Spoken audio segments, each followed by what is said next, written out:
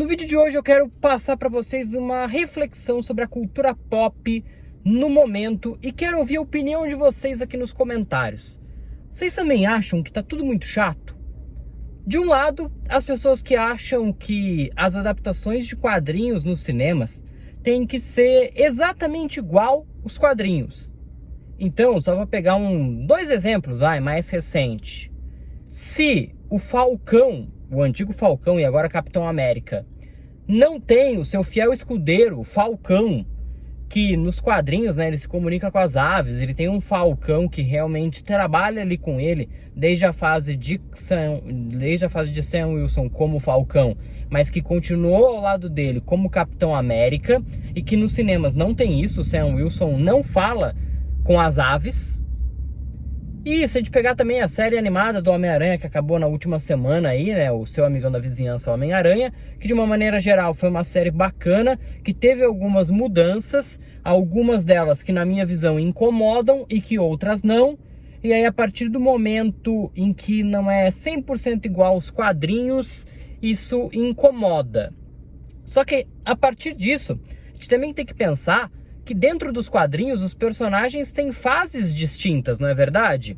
Existem várias e várias revistas, por exemplo, do Homem-Aranha, onde o Stan Lee e o Steve Ditko, deram a sua primeira visão do personagem quando criaram.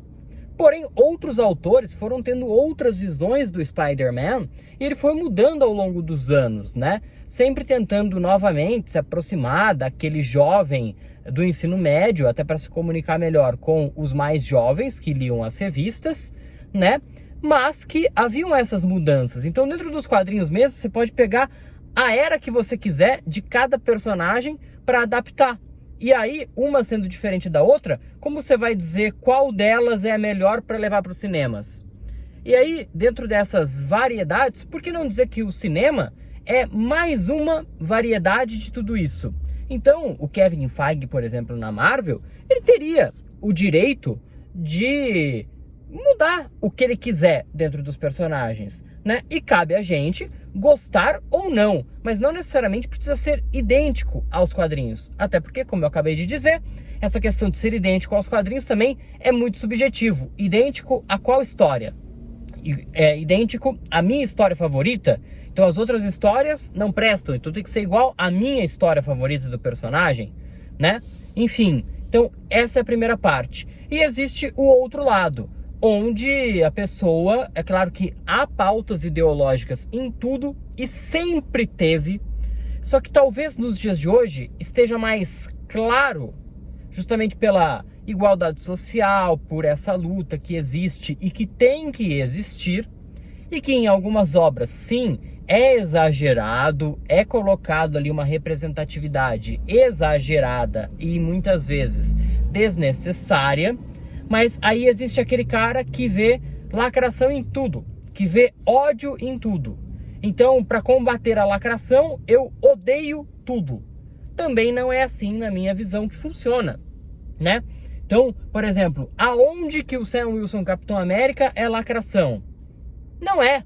A pessoa que fala isso, ou ela tá mal intencionada, ou ela não entende nada de quadrinhos. E você não precisa entender de quadrinhos para sair por aí falando as coisas. Eu não sou o maior entendedor de quadrinhos, mas isso não impede com que eu tenha um canal no YouTube que fale, principalmente dos filmes, baseado em quadrinhos.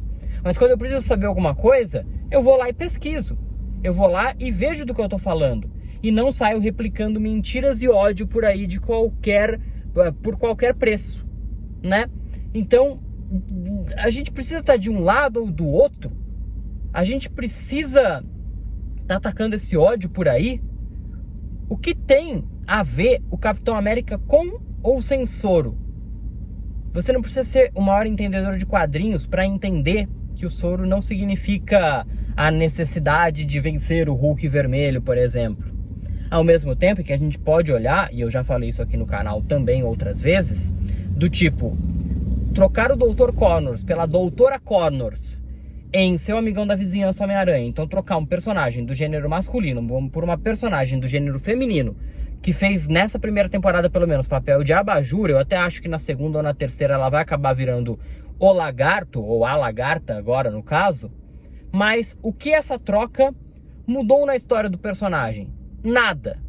Então seria essa uma agenda desnecessária, uma troca de gênero desnecessária, mas ao mesmo tempo, se não mudou nada, por que eu vou hatear isso? Então o cara odeia por qualquer motivo, assim como os caras às vezes trocam por qualquer motivo. E aí, de que lado ficar também, né? Não é porque eu não concordo com a troca que eu vou desejar ódio.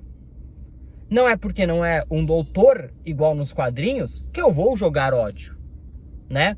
Então, me ajuda a te ajudar também, né? Quando a Marvel troca isso, ela acaba sabendo que ela vai gerar pauta.